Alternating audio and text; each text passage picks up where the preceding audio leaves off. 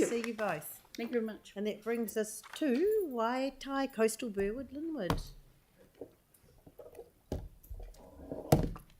Chairperson Paul McMahon. Morning, Paul. Good morning, and Deputy Mayor and Councillors. Ngā mihi mahana. As usual, I'll go through some highlights from the last month. We have firstly Linwood Park Outdoor Movie Night, Kawai Rangatahi, awesome group that's doing work around Eastgate and Linwood with young people, and YCD continued their collaborative partnership in delivering events in the Linwood community in April with their second outdoor movie night, around 150 people attending, and believe it or not, they watch Cool Runnings. Fresh Outreach pop-up activation, YCD again and Actus collaborated on the 9th of May to organise an outreach pop-up event on Hampshire Street, and the event created a positive community atmosphere with a free barbecue, DJ and chances to win prizes. And we also had the Mother of All cleanups. So on the 13th of May, over 1,000 volunteers took part in the Mother of All cleanups, with 63 groups allocated a stretch of riverbank, stream or estuary edge to clean up. More than 600 bags of rubbish were removed from the Christchurch waterways, and most of the litter was plastic bottles and dog poo bags. So if you have a dog, please throw it in the rubbish. Not the dog, the poo. I just wanted to draw attention to a couple of things. Firstly, Portlink, it's still there, it's still noisy, it's still driving residents to despair. So if any of you are talking to a friend of the council, Richard Peoples, I'd appreciate you expressing your disapproval of him riding roughshod over my community and asking to accept the resource consent conditions determined by the Commissioner. That would be the good thing to do.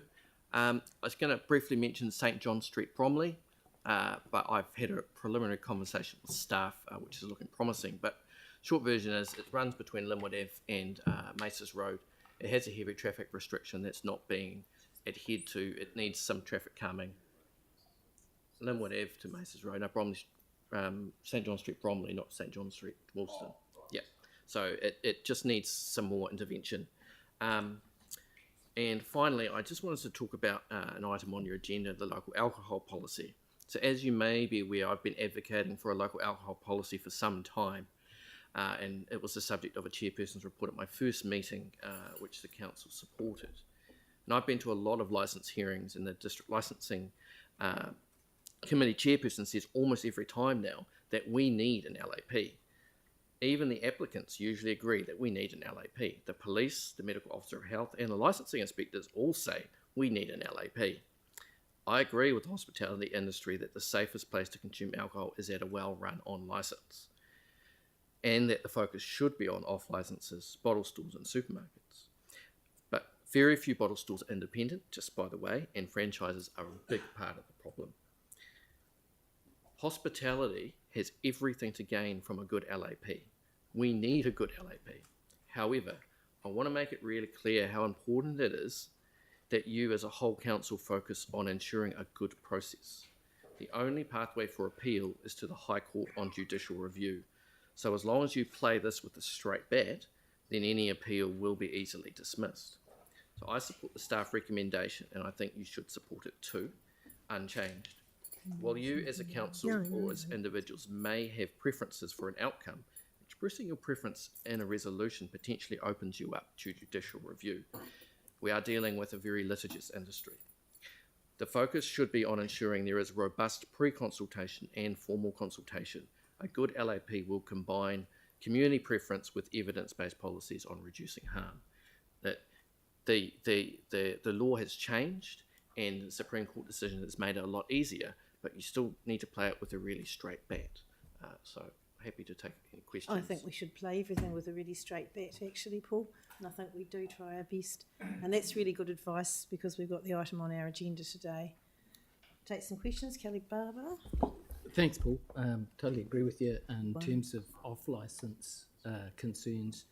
Are you aware of any off-licences in our board area that have been successfully stopped in the last few years?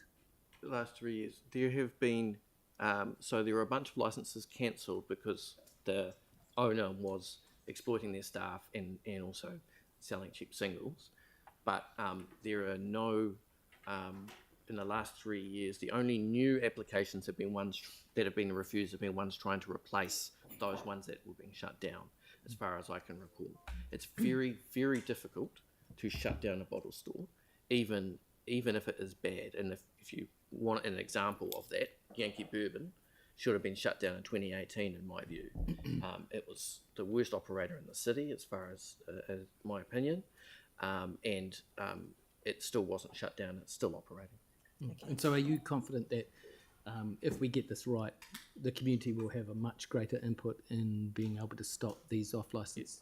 You have the ability to put in place, as long as it reflects the preference of the community and has a serious prospect of reducing harm, you have the ability to put in place a whole bunch of things that will improve outcomes for our community, especially the most vulnerable members. Excellent, Thank thanks. you. Thank you, Paul. Thanks very much. Thank you. So we now have Te Pātaka o Rakahutu.